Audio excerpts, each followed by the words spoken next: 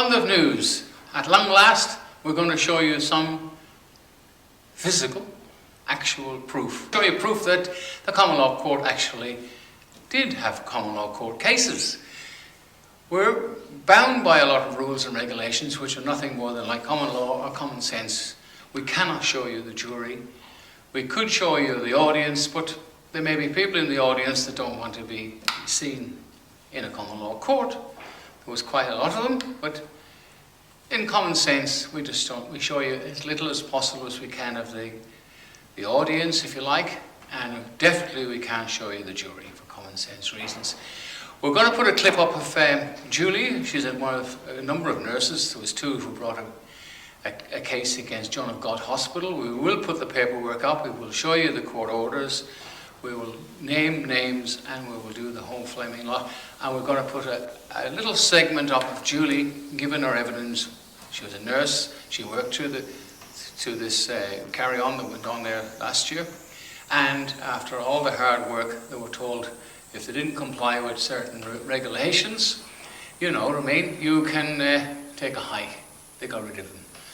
And didn't even get paperwork to say they got a bit of money at the end. They didn't say whether it was salary savings. They didn't say it was. They just said thank you. They didn't even say thank you. Goodbye. So we look at her case. She's putting her evidence forward, and it's good. Now, Michael Camilleri, we'll show a little clip of Michael where he just explains a little bit about the court. Michael, obviously, he didn't want to be seen in the court doing the thing as well, and we didn't want to disclose that because it was pretty hard where he was standing. Some of the shots of jurors would have been in it. So we had a little quick chat with Michael as well. We'll put that up. So the bottom line is the Common Law Court came to the conclusion that, well, okay, just a break.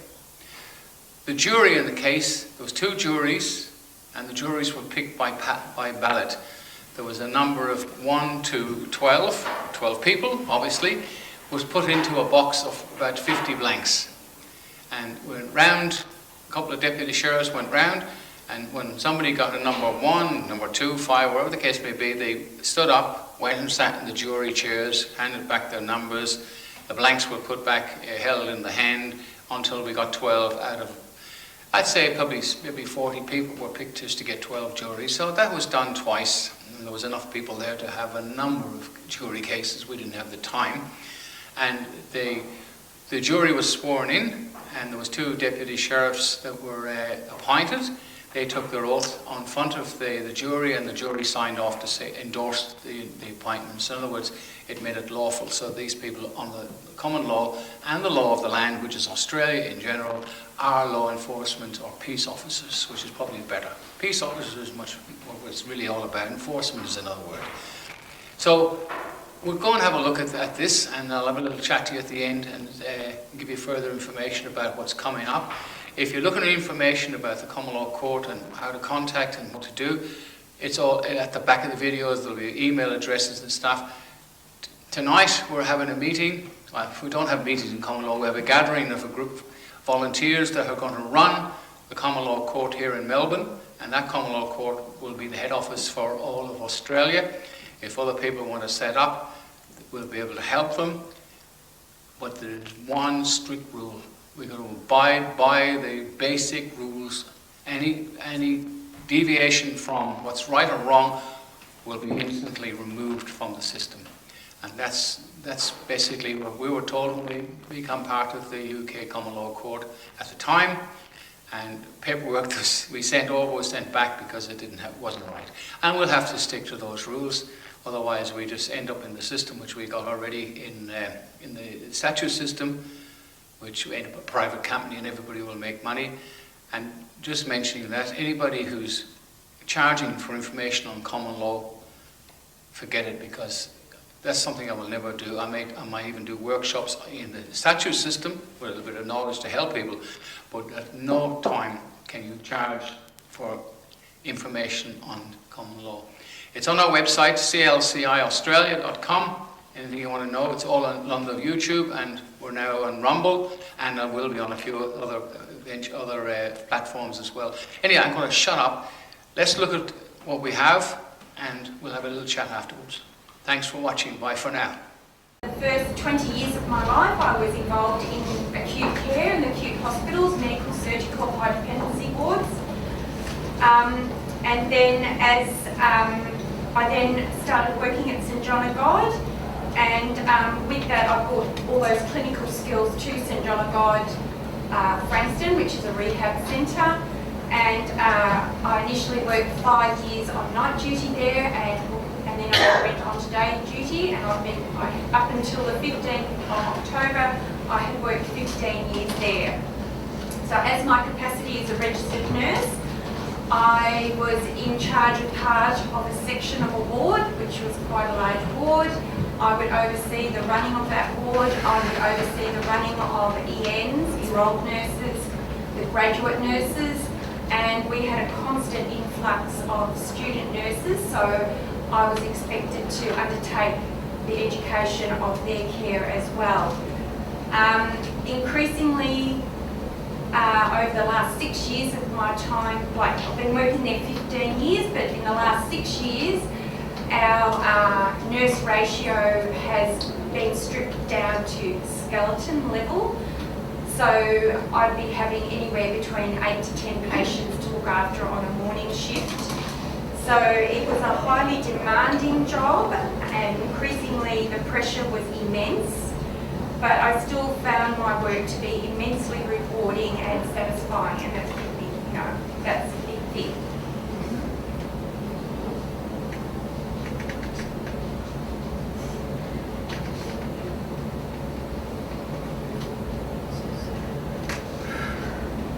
Okay. So, with the emergence of the COVID-19, right? So you just got to understand this is you just don't get served the termination paper. So with the emergence of the COVID pandemic, myself, like many of my other colleagues, Zoran, who I'm representing as well today, we go to work unknown what we're faced with. So up until my termination, that was over a year and a half, we're going to work, performing our jobs, being confronted with possible COVID, and my employer found, I was totally satisfied with my performance of my job, and the difficulty that we were all placed under when COVID erupted. So we worked through this period. We had no breaks, we were working extended hours, no holidays. We were enduring extreme stress, fear and utter exhaustion on our days off. Well, I felt like a bus had hit me, and you'd have your few days off and then you'd just repeat it all again. Throughout this whole process of we would receive a lot of patients from the public hospital, and because we're a private hospital, but in the screening process, it was often, I'm saying, there were loopholes in the screening. So we were actually exposed to COVID positive patients, and we weren't a hospital that could successfully isolate patients. So the reason I'm telling you all this, because so you get a picture of the build-up of what we were facing every day at work leading up to the termination. So myself and many other people at work, we were exposed, unbeknownst to us, to people who had COVID, and we had to go on to furlough, which is forced 2 weeks isolation. So I was in isolation for 2 weeks. That meant my whole family, my husband slept in the study, everyone was scared stiff of getting COVID, and the stress that... So what I'm trying to say is, at work we weren't in a safe place. They didn't protect us properly. I was constantly advocating, why haven't we got this, why haven't we got that, with certain PPE and things like that. And so myself and probably a third of the workforce had to go on to furlough and be in isolation. So you can imagine how the stress is building up, and yet we still come to work, we still perform our jobs. Management doesn't say, you know, that we're happy that we're there. That was in 2019. So I went all through that, all through 2021, and then in early September 2021 was when I was approached by my nursing unit manager, Alison Duplay, and she verbally asked me for my COVID vaccination status, which I said that I will decline to answer because that's my private medical information, and I said you may not be aware but you're actually breaking constitutional law under the Privacy Act of 1988, and my medical information is between the doctor and myself. What then happened from that initial conversation with my unit manager was that Alison, my unit manager, was then asking me a few days later that there's been an appointment made to have a meeting with Sharon McGuire, which is the Director of Clinical Services at our hospital at St John God in Frankston, and it was an informal meeting at such and such a date at such and such a time. So about to discuss my wellness, and I said, well, I said my wellness is okay, and I said to Alison, I said if there's anything that I feel is not okay with my wellness, I will be going to my doctor to make an appointment. So it's a bit hard to explain or get the understanding to what I feel it might be, but what I'm trying to say is that over this period of time, the environment at work and the pressure for staff to give their vaccination status, the pressures of being at work and working under those environments with the COVID patients and all these added pressures, I was so stressed even in the beginning of September that I took a week off from work. Okay, that they're requesting that I take a vaccine that has not had its complete safety and efficiency data made available. So it was palpable. They hounded you constantly. So you informed your employers in writing So this was the of letter. the acts and laws to Correct. protect yourself, This was the to letter, require a response. and that we wanted to know because we were advised that we need to have an actual risk assessment. So the risk assessment is comes under the Occupational Health and Safety Law. So she sends this email to myself and to Zoran, requirement to be vaccinated and show evidence, if not given, will then be treated as unvaccinated. This will mean following the 15th of October 2021, you will not be permitted to lawfully enter or remain in the hospital where your role is performed. Were you really, obviously, how upset were you at the time? Pretty. Yeah, well, Yeah. yeah, like bills to pay and whatever. I was worried about my daughter because I was afraid she was going to lose her job too, so I was going to need my money to give her a hand. Right, so basically, in actual fact, your daughter actually, she lost her job too under the same circumstances. Is that true? Yeah. Yeah, she wanted to wait a little bit because the government couldn't make up its mind what the new mandate was going to be, whether it was going to force Yeah. the jab on people or not. But, Yeah. So basically, you lost your job, and you took your complaint to the Common Law Court. Well, as you're going to see in a few minutes, the Michael case is coming up. We're going to tell you what happened, and the details are all in the paperwork. So Michael, so you obviously went to took the court case out, and were you happy with the results? That's the main thing. I was surprised actually. I really didn't think it would go that well. So, but I thought he'd turn up, never did. It's very surprising. Yeah, well, they very seldom turn up because at the moment common law is pretty new, although it's been around since the 9th century. It was rubbed out a lot. But anyway, that court was wrong, and what was amazing was it took the jury so long to come to conclusions, and the amount of money they awarded you was quite. Can you like any comment on that? Were you surprised? Well, I wasn't expecting to get as much as I was asking. Yeah. I just wanted to be paid out. Yeah. Yeah, doubled it. So.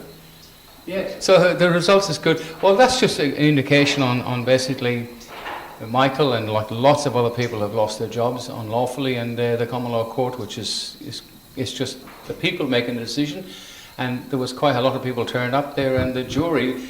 How long did it take them? I didn't know, so I was thinking about other things. It went on forever. We thought they'd never come to a conclusion, and then when we heard the verdict, they said guilty, and then when they read out, they obviously made the decision on how much was awarded, and it was well over 1.something million, something like that. 1.13. Yeah, 1.13 million. Now we have to, as people and as the people of Victoria, have to go after and retrieve these losses which people have suffered. Well, anyway, Michael, thank you for coming over to this nice location today, and we hope things turn out for you, and I hope we can proceed to the next stage on retrieving these monies. Thank you. Okay. Bye for now. Thanks, guys. Now that you quick look at the paperwork that was sent out to the defendants for unlawful dismissal, right? We'll rush through a little bit of that here, and the name is up there, but we don't want to embarrass anybody. In relation to the statement of claim, this is the paper. The court orders have gone out. Oh, right. We better look at the most important bit here. Okay, let's look at the date. It was the 20th of March in relation to the statement of claim. Right? You're hereby ordered, and there's the sum of money, 1.3 million. This payment is to be made directly to the plaintiff to cover compensation, etc., etc. Just have a quick read of that. Okay. And then we have further ordered here, and we've put in some of the paperwork here. The details are put in: pain and suffering, loss of earnings for X amount of time, signed by the chairman of the jury. The other documents are the same for the John of God Hospital, and this is the statement, which is first time seen by anybody. So that's one page. Now the other case, which was John of God Hospital, the lady there is the CEO of the hospital. We won't push on that too long. And if you look at, just read the statement, you can freeze freeze frame it, so you can read the whole thing. I can't be bothered going through it because it'll take us all day, and we haven't got time. Where there was ordered to pay 1.1 million to both plaintiffs. That's two nurses that were unlawfully dismissed, and then it goes down here. There was separate paperwork sent for the details, which the jury made out quite a list of stuff that needed to be done, salary packaging and a lot of other stuff that was included in the paperwork, but we left that as a separate paperwork. So there was a $950 court cost to be paid into the Common Law Foundation to cover costs, which, you know, are very minimal at that. And that's basically the paperwork, and it's the first time it's been exposed, and we appreciate you guys taking interest, and please subscribe and put a few dollars in the kitty. Thanks for watching. Bye for now. We've had a look at the Common Law Court in progress. You can see now it's a little bit more tangible than just talking. It was a talk fest up until now. We just showed you a few clips of actual court case, and that gives it a little bit more credence, you like. Now, it's costing a lot of money to do, as you know, everything today costs money, and money is quite scarce. So if you've got a couple of dollars, and there are people who are putting $10 a month in, I really appreciate those people, and that is fantastic. We need to put a vehicle on the road, and if anybody's got a car yard out there who's got a vehicle that we can do up, it doesn't have to be, you know, 3 or 4 grand, 5 grand from the auction or something. We can paint it, put the signage on it, and whatever else it needs, right? And we can actually become more tangible, if you like. We can see something, and the most important thing, it'll have an email address on it, and the people who help us can put their sponsored by, they can advertise on it, because it will be the most visible vehicle in the world, because it'll get a bit of publicity, I can assure you of that. And we can have a number on there, and we'll have an office in an area at the moment which we're setting up, all run by volunteers. And when you need help, you'll be able to get help by email, or you'll be able to ring up and somebody says, look, We get people in body corps which can't go into meetings because of certain regulations, if you know what I mean, or all budgie. But we can help you out there, because at the top of every chain is a criminal or somebody who thinks they're more important than God. Well, the people are the important one. The people are the law. That's you, I, and a lot of other people around the place. It's the people. Remember, one time the people voted politicians, which are the greatest bunch of bloody criminals that ever walked on shoe leather. Their self-interest is unbelievable. There are a few decent ones in minor parties, but they'll never ever get a look in, because the two preferred parties, I mean, really, it's just a laugh, but it's not funny. So you guys can help us by helping yourselves. Put a few dollars in the kitty. I'll put all the information at the end. Anyway, look, London News signing off. I'm sick talking about it. I'm sitting here in a phantom land, but I'm trying to get the message out. Personally, I have no axe to grind with anybody. I am doing this because somebody has to do it, and I thank for the supporters we have. London News signing off from YouTube and London News on Rumble, and I will put it up in a few more places to help out. Thanks guys, thanks for watching. Spread the word, spread the video, and subscribe to London on YouTube and Rumble and anywhere else. Let's help get more people who need help, so that we can, as men and women of this country, we can help them to help themselves. Bye for now.